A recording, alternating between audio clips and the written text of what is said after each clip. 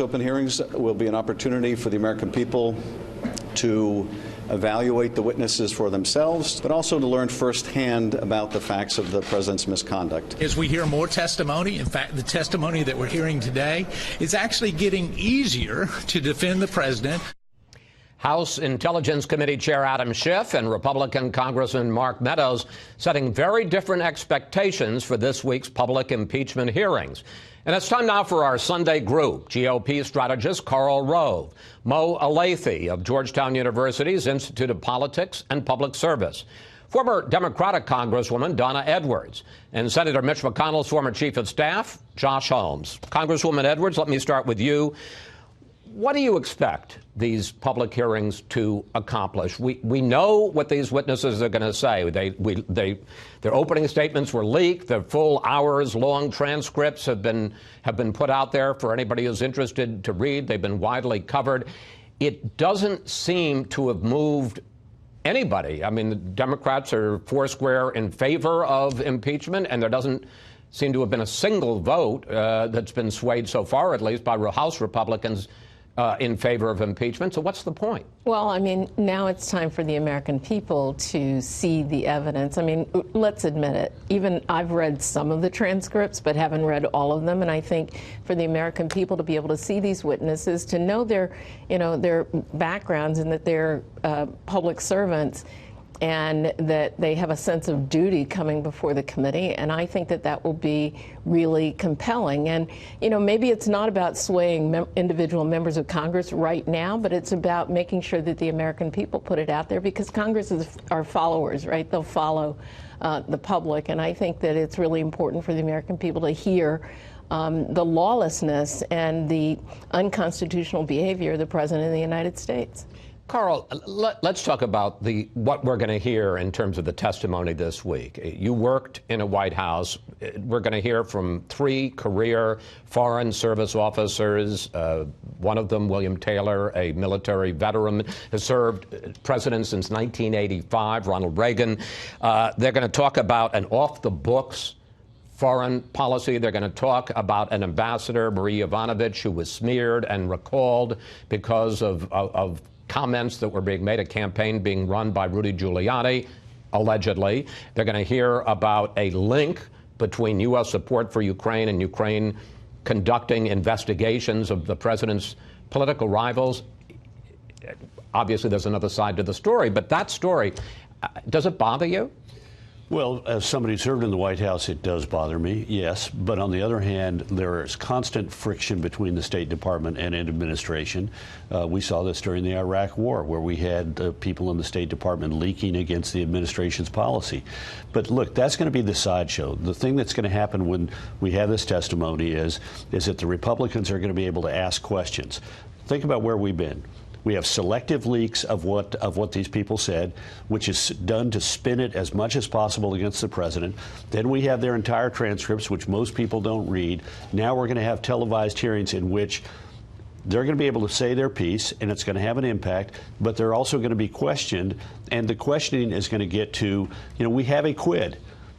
A military aid and assistance for Ukraine. And we have a quo, and that quo is investigate the Bidens and any other American involvement in corruption. But so far, we don't have the four. That is to say, that what we know today is that the Ukrainians were never aware of a delay in their aid until they were given the aid and told that it had been delayed. And we never had that grant of the aid predicated upon them making a commitment to investigate Joe Biden. And the failure of the Democrats. Schiff's statement last night was very problematic, because the American people are going to want to hear about Joe Biden and Hunter Biden and Devin Archer and this stinky situation involving Burisma. And if the Democrats say we're not going to allow you to have those people called, it's just going to simply add to the impression that this is a partisan witch hunt. Mo?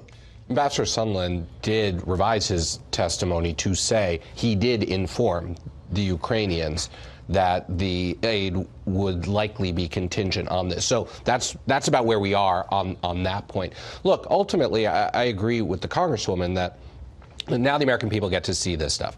And if you think about this politically and what actually, based on the very few precedents we have in American history on this, looking back at Richard Nixon, Republicans were with him. Republican voters were with him up until the very end.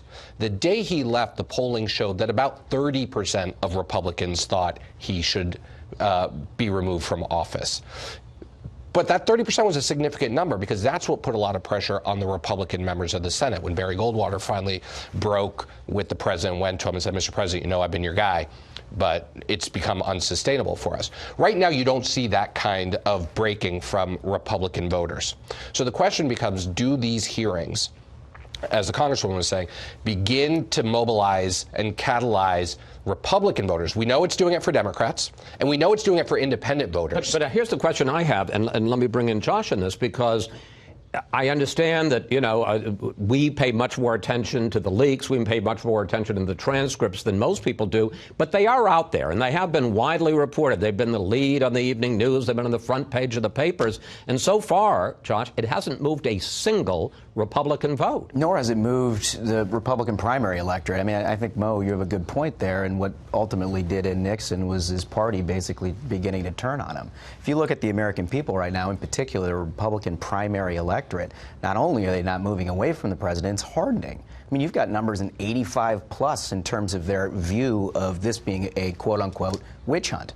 So, look, we're a long way away from Republicans moving away from President Trump and embracing an impeachment inquiry. My guess is an open hearing in the House will only serve to exacerbate that. I don't think there's any chance that this is going to come off looking like a fair hearing or something that the president has had basically his say in. I mean, that is the concern. I mean, that it hasn't moved the needle, and we've gotten a lot of information so far. I understand a TV. Well, I don't know if I understand, because everybody kept saying, you know, they won't read the book, they'll watch the movie, and the Mueller hearing turned out to be a disaster for Democrats. I think we would agree. So let's assume that this is more effective than Robert Mueller as a witness.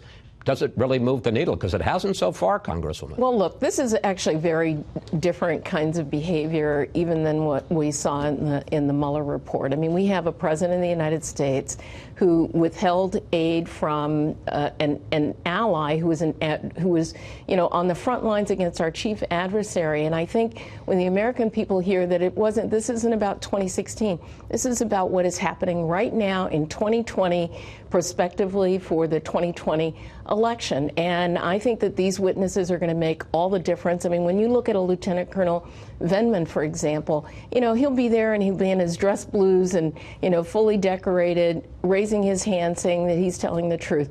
I defy Republicans to challenge on that. They are not challenging on the substance. They're challenging on process, and that is a loser argument. All right, you get the final word. Process matters. Fairness matters. That's why Nixon went down, because the process was fair. This is not fair.